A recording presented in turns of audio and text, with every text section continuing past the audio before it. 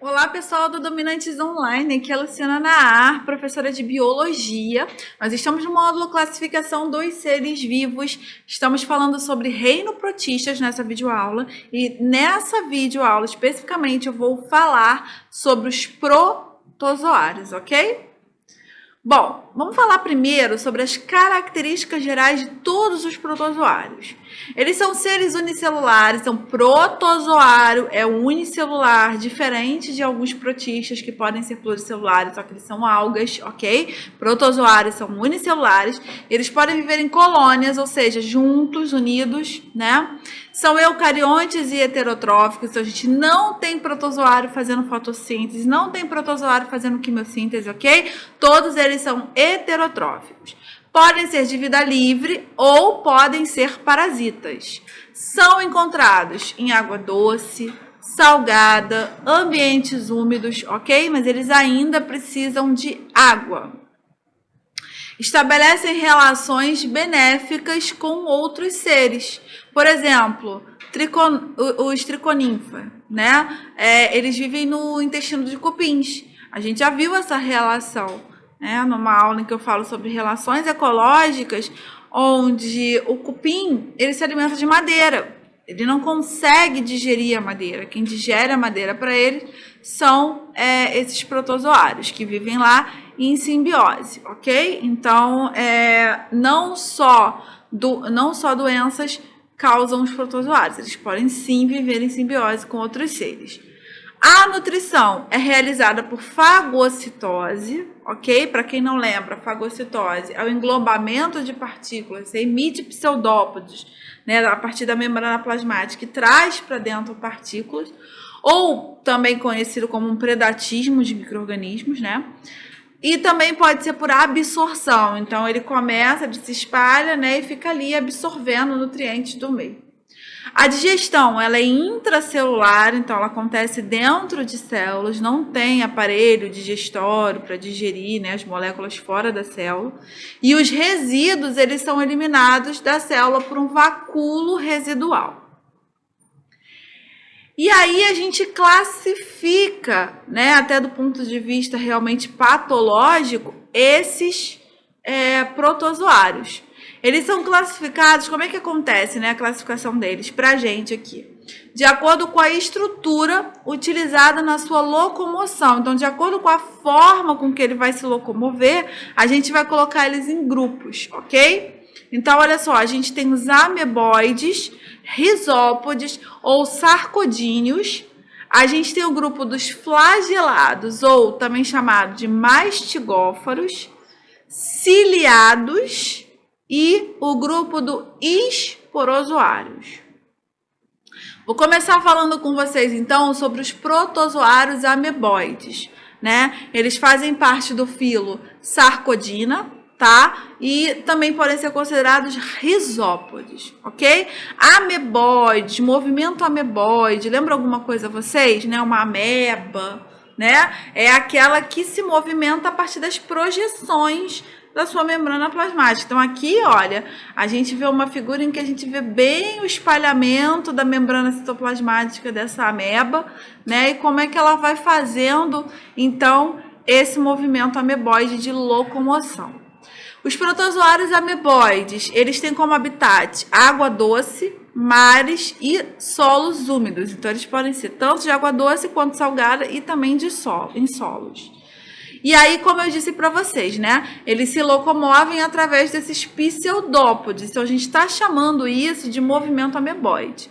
Os quais eles também são utilizados na captura de alimentos por fagocitose. Então, tanto para se locomover quanto para captar o alimento, eles utilizam esse movimento. Os protozoários de água doce, eles possuem um vacúolo pulsátil. Eu já falei isso em outras aulas para vocês, tá? Para viver em água doce, que é uma água hipotônica em relação à minha célula, eu preciso dessa estrutura, eu preciso dessa organela extra, que é para o quê? Para eliminar o acúmulo de água.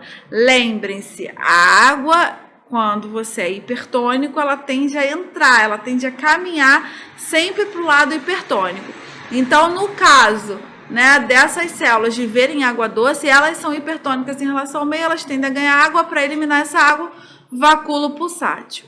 E aí, com isso, eles conseguem realizar a regulação osmótica do corpo. Nos protozoários de água salgada, não preciso, porque o meio já é hipertônico, né? Ou eu sou isotônico ou eu sou hipertônico. Então, não tenho necessidade, as concentrações de sais se igualam, então não há a presença desses vacúolos.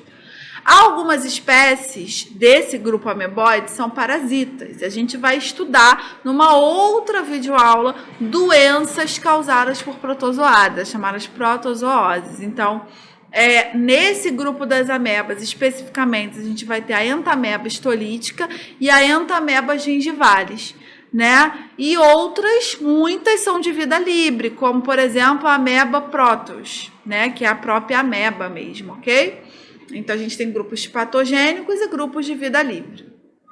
Com relação aos protozoários flagelados, o filo é o flagelata e eles também são considerados como mastigóforos, né? Ou zoomastigóforos. Como é que esses protozoários eles fazem para se locomover, né? Eles utilizam flagelos e tanto para sua locomoção quanto para a captura de alimentos. Então, aqui a gente vê, né, a fotinha de uma giardiazinha, olha, com seus flagelozinhos lá para a locomoção. A reprodução ocorre de forma assexuada por bipartição, então eles se dividem, né, e aí eles se reproduzem. E podem ser tanto de vida livre como parasitas, ou ainda viver em mutualismo com muitas espécies. Como exemplos de espécies parasitas famosas, que a gente também vai ver na videoaula sobre doenças de protozoóticos, a gente tem o Trypanosoma cruzi, famosíssimo, cai bastante em prova, galera. Ele é o agente etiológico da doença de Chagas. Temos a Giardia lamblia, que é essa bonitinha aqui que eu falei para vocês, né? Que é o agente causador da giardíase. O Trichomonas vaginalis, agente causador da tricomoníase. Leishmania brasiliensis, que é o agente causador da leishmaniose. Então, é importante, a gente vai estudar essas doenças numa próxima videoaula. E o exemplo de espécies mutualísticas, a gente pode citar para vocês as espécies do gênero Triconinfa, né? Que são aqueles capazes de degradar a celulose presente na madeira ingerida por cupins e baratas, como eu já conversei com vocês anteriormente. Outro filo é o filo ciliófora, né? Então, aí a gente tem os protozoários que apresentam cílios para a sua locomoção, né? Nesse grupo, a gente tem os mais diversificados protistas. O habitat deles, água doce, mar, água salobra e solos úmidos. Existem espécies também parasitas e de vida livre. Produzem-se assexuadamente por bipartição ou também sexuadamente por conjugação. E aí a gente também vai mostrar para vocês na videoaula de doenças como é que cada protozoário de cada doença se reproduz, né? Que é o que realmente cai em prova. São exemplos ciliados. O Paramecium caudatum vive caindo no Enem, Paramecium, ok? Mas sempre com relação ecológica, comparar uma espécie com outra, né? O Paramecium é um protozoário de vida livre, ele não causa doenças. Então, não tem nada de específico de doença para a gente perguntar. Temos também o Vorticella, que quase não é cobrado, e o Balantidium coli, que aí sim, esse causa uma doença importante do gastrointestinal. Protozoários e esporozoários, para a gente terminar, então eram 4 grupos, né? Amebas, flagelados, ciliados e agora os esporozoários.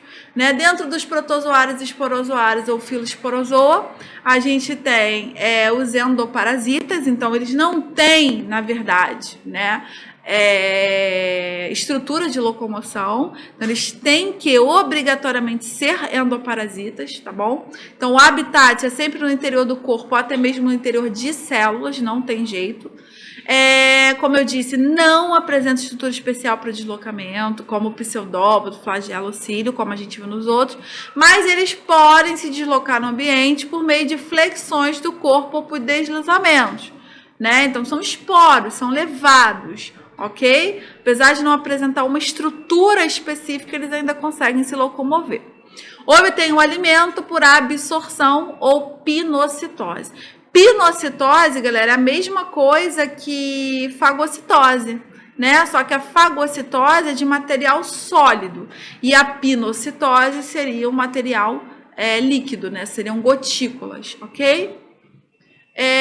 Se reproduzem assexuadamente através de divisão múltipla, então a gente chama de esquizogonia, quando você tem muitos ao mesmo tempo se dividindo, né? Ou também sexuadamente através da formação de gametas, que a gente vai chamar de esporogonia, ok? A gente vai ver quando a gente falar sobre malária, né? Como a malária é um exemplo importante de doença causada por um protozoário esporozoário, na verdade a malária é causada pelo Plasmodium sp, e aí tem vários tipos de Plasmodium, a gente vai ver na videoaula, e aí eu vou explicar melhor para vocês o que seria, né, a esquizogonia, a esporogonia, como é que é esse tipo de reprodução.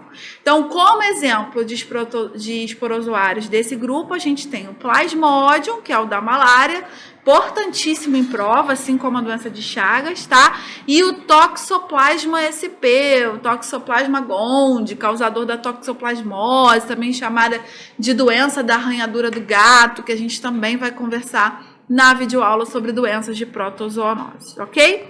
Galera, então, dentro de características gerais de protozoários, o que a gente precisa saber é essa classificação, né? É entender o tipo de locomoção, de estrutura locomotiva que eles usam e que eles são divididos nesses 4 grupos e quem está em cada grupo, principalmente relacionando os protozoários patológicos, os causadores de doença, ok? Então, espero vocês na próxima videoaula em que a gente vai conversar diretamente sobre as doenças causadoras por esses protozoários. Até lá!